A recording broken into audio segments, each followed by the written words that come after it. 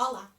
Vou continuar neste vídeo o tema das questões sociais e socioeconómicas do Japão contemporâneo, porque eu acho que isso é um tema que eu tenho visto, que as pessoas sabem menos e também que tem provocado mais questões interessantes, na verdade.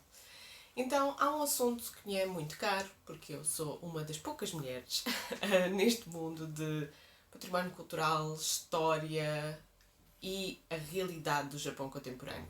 Eu vejo muitos homens, nomeadamente quando estamos a falar dos que não são nativos do Japão, há muitos homens nesta área e eu acho que a visão que os investigadores têm, a visão que os antropólogos culturais têm, a visão que os content creators têm, não é desprovida do seu género, da sua orientação até. As mulheres falam do Japão e da realidade japonesa de uma maneira diferente ou não falam. E esta é que é a questão. Ou não falam dessa questão ou não há mulheres suficientes a falarem disso. Então eu vou dar uma visão que é a minha visão e que eu tenho legitimidade para dar porque eu conheço essa realidade.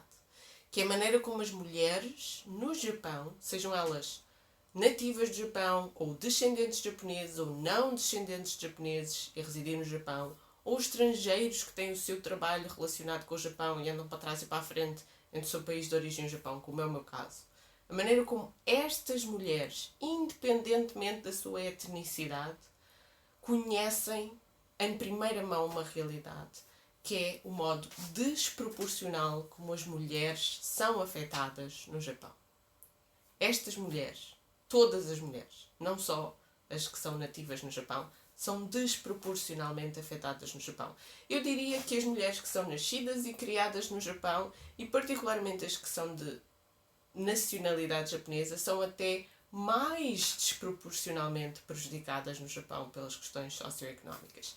E eu vou-vos falar de dados e vou-vos falar de assuntos muito concretos. Então, as mulheres são a maior percentagem dos trabalhadores com um vínculo precário no Japão e também a maior percentagem de desempregados. E olhem isto em detalhe. O intervalo de desproporcionalidade tem vindo a aumentar. Por exemplo, há mais ou menos 15 anos atrás as mulheres eram 60% dos desempregados, ok? Eram a maioria dos desempregados, eram 60%. Mas neste momento já passam os 70%. Então isso significa que dentro dos desempregados, o grupo de desempregados que são mulheres está a aumentar. Há uma desproporcionalidade que está a aumentar e a diferença de desproporcionalidade está a acelerar. As mulheres estão a ser cada vez mais as afetadas pelo desemprego, porque também já eram cronicamente cada vez mais as afetadas pela precariedade. Isto é que é triste, esta estatística que vem a seguir. Em 2040, isto parece muito longe, mas está ao virar da esquina. Em 2040 prevê-se que 25% de todas as mulheres idosas no Japão, portanto, que já chegaram à idade da reforma, com 70 anos ou mais, sejam pobres. Um quarto da população idosa pobre. Estamos a falar de pessoas que já foram, ao longo da sua vida, cronicamente as mais afetadas pela precariedade e pelo desemprego, quando chegam a uma idade em que já não podem exercer legalmente nenhuma forma de rendimento e estão totalmente dependentes do plano de reforma que eventualmente tiver sentido, que é mais difícil de construir porque já viveram a vida toda afetada por estes problemas, numa fase da vida em que têm mais necessidade de apoio, de medicação, de transformações no seu espaço habitacional por causa das suas limitações de movimento, de intervenções cirúrgicas, etc., nessa fase da vida estão stuck, estão presas na pobreza. Já não podem sair dali porque já não podem exercer uma atividade económica. Reparem nisto, 25% das mulheres no Japão em 2040 vão ser pobres. Mas, quando as mulheres são pobres, as suas crianças são pobres. As crianças que estão à sua guarda são pobres. As estatísticas mais recentes determinam que entre 18% e 20% de todas as crianças até aos 14 anos no Japão tenham a sua vida diretamente afetada por a sua mãe ser pobre, nomeadamente ao nível da nutrição, à qual têm acesso estas crianças, dos cuidados de saúde e higiene ou do desenvolvimento cognitivo. Por exemplo, não há meios de comprar tantos livros, pôr as crianças a concertos, a música ou ter um ambiente de estímulos que proporciona na primeira infância o desenvolvimento cognitivo ideal. Então, nós estamos a falar aqui disto afetar muito mais do que as mulheres, disto afetar toda a geração seguinte de pessoas que nascem ou que são criadas no Japão. E esta questão de a pobreza que afeta as mulheres não é só a pobreza que afeta as mulheres. A pobreza que afeta as mulheres é a pobreza que vai determinar o que é que vai ser a população daquele país no futuro. É por isso que qualquer país no mundo, não é só o Japão, se vocês quiserem que um país seja desenvolvido, vocês eduquem as vossas mulheres e façam com que as vossas mães sejam as melhores educadoras, as que têm mais recursos, inclusivamente económicos, mais tempo, mais à vontade, mais disponibilidade. Se nós estivermos a massacrar as mulheres, a atirá-las para a precariedade, a atirá-las para a pobreza, a atirá-las para o desespero, a não cuidar da saúde mental das mulheres, a não cuidar da saúde física das mulheres, estamos a suicidar-nos coletivamente. Porque a natureza fez das mulheres as formadoras da vida no seu seio, dos lares, e há imensos setores da sociedade que funcionam por causa das mulheres. As estruturas de marketing do mundo moderno, e nomeadamente do mundo ocidental do século XX, desenvolveram-se pensando que as consumidoras são mulheres. Vocês estudem a história da publicidade. A publicidade é feita para as mulheres, porque as mulheres é que vão às compras. As mulheres é que dinamizam a economia. As mulheres é que compram o que é preciso para o lar, o que é preciso para o local de trabalho. É que as maiores gestoras, as secretárias, são tudo mulheres. Então, quando uma sociedade, e agora focando a questão no Japão, quando uma sociedade sistematicamente secundariza as mulheres, está a fazer um suicídio coletivo a longo curso. E aqui passamos ao ponto seguinte. Quando há um divórcio no Japão, quase 100% das vezes a custódia integral das crianças é atribuída à mulher. Isso é um dado adquirido que se calhar vocês até já conhecem. Mas o que vocês se calhar não sabem é que existe a determinação explícita de passar a ser a mãe a única responsável pelo suporte das crianças. E esta medida, que é determinada pelo sistema judicial japonês, é claramente auto-assumida, sem nenhuma vergonha, uma medida que funciona como detrimento do divórcio. E, em particular, detrimento de comportamentos por parte das mulheres que sejam comportamentos que colocam em causa o casamento, nomeadamente casos amorosos fora do casamento ou desobediência entre os membros do casal quando é considerado que é a mulher que tem que ter uma postura de obediência ou de obediência à família do marido, etc. e tal. Portanto, há como elemento dissuasor de comportamentos que possam levar à argumentação da legitimidade de um divórcio, esta medida lá ao fundo, que é a medida de mas se tu te divorcias, as tuas crianças ficam à tua guarda e és tu, mulher, que tens que tomar conta destas crianças, inclusivamente providenciar 100% económica e socialmente o que estas crianças precisam. É extremamente difícil coagir os ex-maridos, neste caso, ou as famílias dos ex-maridos, a fornecer apoio financeiro e eles não são criminalizados se não o fizerem. Esta ideia de, mas as mulheres têm filhos porque encaixam um rendimento extra, mesmo que venha a haver uma separação ou um divórcio, porque ele tem que pagar uma soma muito elevada de abono ou apoio às crianças. Na prática, no Japão, conhecendo as pessoas que eu conheço, não.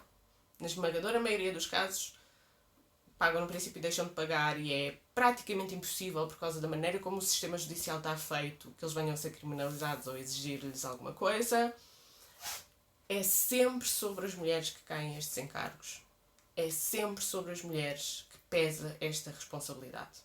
E como as mulheres pensam, sobretudo, no bem dos seus filhos, muitas vezes aguentam situações que não deveriam aguentar porque desrespeitam os seus direitos humanos mais elementares.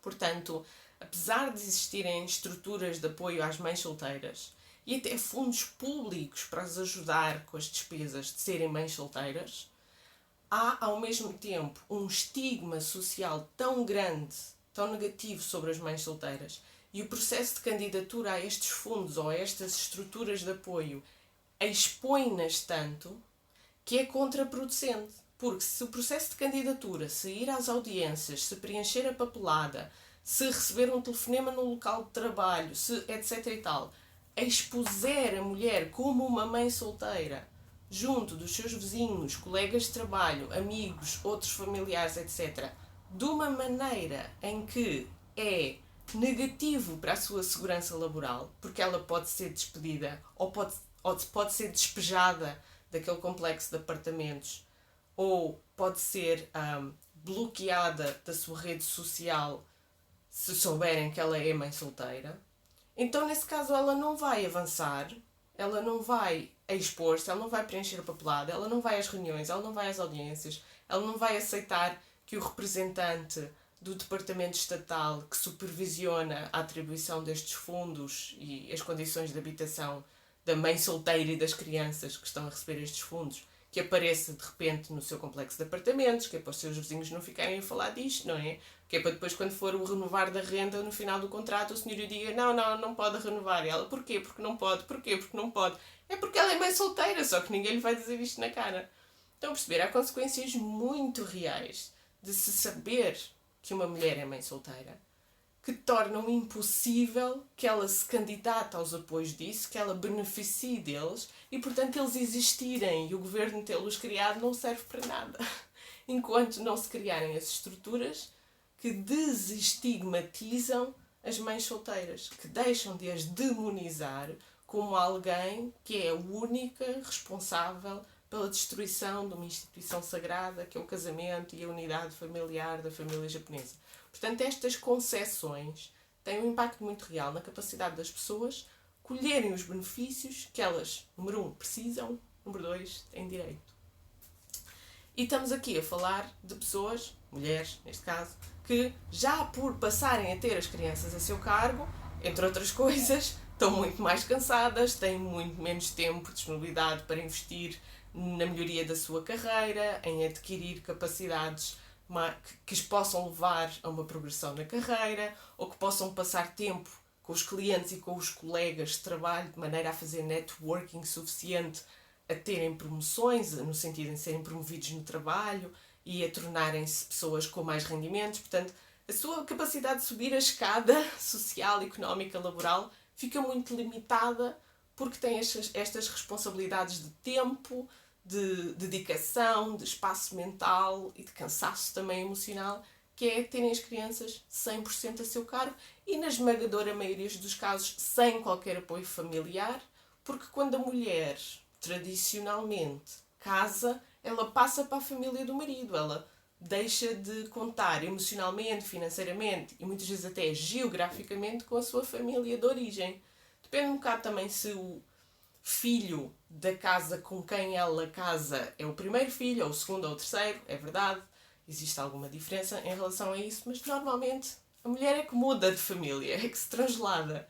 E depois, se ela fica sem essa família, se ela sai desse tronco familiar, ela fica extremamente vulnerável. Ela é o peão na sociedade, que só gira e é chutado entre forças diferentes. As mulheres no Japão que passam por isto transmitem muito esta ideia de que elas estão fora do baralho, de que elas não encaixam num papel, qualquer papel, e as suas crianças sofrem estas consequências. Portanto, as mulheres são desproporcionalmente afetadas por condições socioeconómicas no Japão. Isto tem um longo historial, mas atualmente, neste momento presente, é particularmente importante.